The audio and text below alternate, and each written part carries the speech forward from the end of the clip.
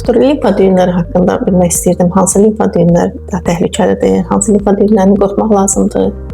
Ümumiyyətlə limfa düyünləri orqanizmin immun sisteminin formalaşmasında, orqanizmə düşən yad infeksiyon amillərinin zərərsizləşdirməsində rol oynayır. Əgər limfa düyünü ölçüsü balacadırsa, konsistensiyası yumuşaqdırsa, əlimizin altında hərəkət edirsə, konturları hamardırsa, ağrıyırsa, bu tip limfa düyünləri və ölçüsü balacadırsa, onu dedim yəqin, o tip limfa düyünləri xoşxassəl olur.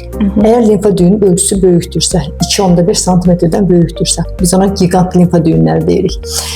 Səthi nahamardırsa, kələ-kötürdürsə, kənarları əlimizin altında hərəkət etmirsə, yəni bərkdirsə və apardığımız müalicəyə tabe olmursa, yəni müalicədən sonra limfa düyünün ölçüsü böyümürsə, qanun dəyərlərində dəyişikliklər varsa, xəstə özü də narahatdırsa, bu tip limfa düyünləri daha təhlükəli limfa düyünləri sayılır.